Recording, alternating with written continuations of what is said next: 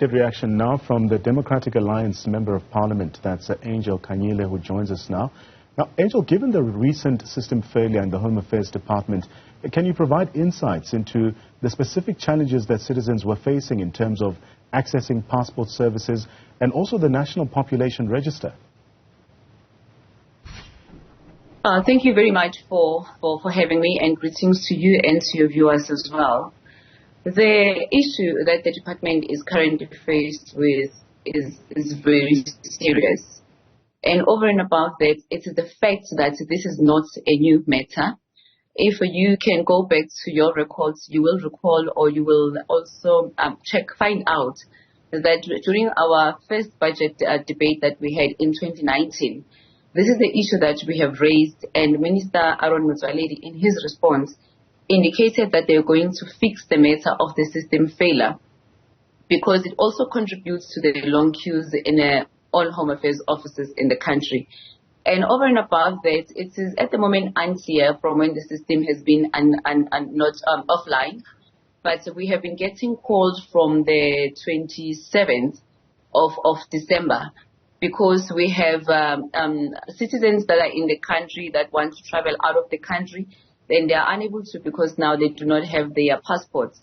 And over and above that, they're not even able to issue any documentation, because when the system is offline, the department cannot actually produce any documentation. And these documents are very important to people that are in the country and people that are abroad. And it is a very disappointing situation. And it is a situation that has been happening over and over again. And it is a matter that we have been raising over and over again. And we do believe that the minister needs to hold SETA accountable at the moment for the failure to be able to deliver these services to the citizens that they have applied for. So as the DA, you've also raised concerns about the accountability of the State Information Technology Agency, or in short SETA, in relation to the system glitch. How do you believe SETA should be held accountable, and what steps would you propose to address this issue effectively? According to the presentations that we have received in the Portfolio Committee, we understand that SETA provides the same service to South African Revenue Services. And we have never heard of any glitches with the South African Revenue Services. And we do believe that the same package that is afforded to South African Revenue Services is the same package that needs to be provided to the Department of Home Affairs.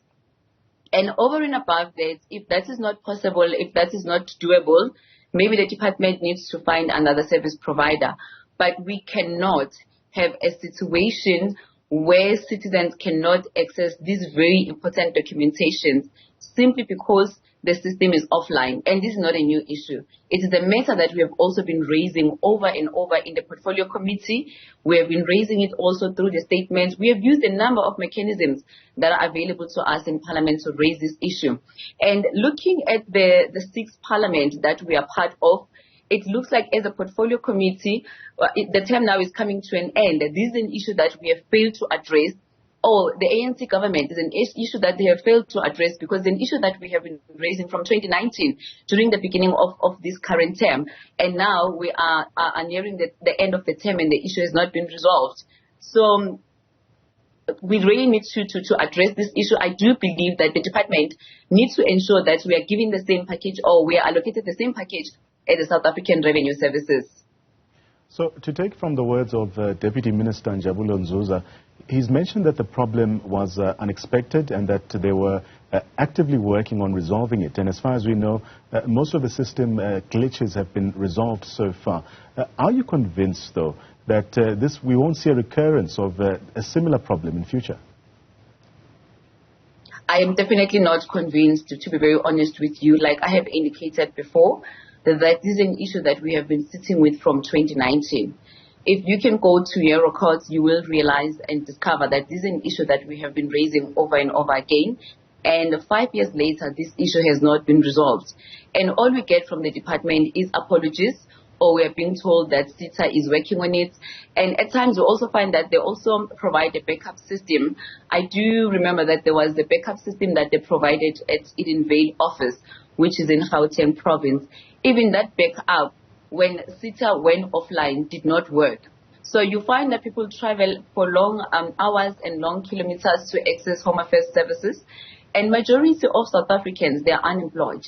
They use their last cent that is available to them to get to the public transport, only to get to these offices and find that the offices, they are offline. And there is no communication whatsoever that is forthcoming to members of the community. So to be honest with you and to answer your question frankly, we are not convinced that this problem is not going to occur again, because it is a problem that we have been sitting with from 2019. Maybe the big question that the department needs to answer is, what have they done to address this issue from 2019 up until now in 2024? So in the context of the system failure, how do you see the role of technology in public services, and what improvements or changes would you advocate for in the Home Affairs Department's technological infrastructure to also prevent such disruptions in the future? As I've indicated before, that during the portfolio committee, when they came for a presentation, what they have indicated, I do believe that we are on a bronze package, if it is a bronze package. Hence, I am saying, I believe that if we can be benchmarked to the South African Revenue Services, the Department of Home Affairs needs to be benchmarked to the South African Revenue Services package, then the service is going to improve. But as things stand at the moment, there is absolutely nothing that is going to change. They need to change the package that the department is on. I do believe that they need to change the contract that they've entered with the SETA. And if SETA does not want to come on board, maybe they need to bring in a new service provider. But we cannot be sitting with the same problem for more than 5 years. But how can the Home Affairs Department ensure that citizens who were affected by the recent glitch are adequately assisted? And what plans are in place, do you believe, to handle the backlog of these passports and ID applications that may have accumulated during this period? We believe that the department needs to ensure that their offices, as soon as the system is online again, they open on Sundays and they open on Saturdays again. Because what we have picked up as well is that during the IEC registrations, the Home Affairs offices are able to open on Saturday and Sunday. So I do believe that they need to open on Saturdays and Sunday and ensure that this backlog is dealt with.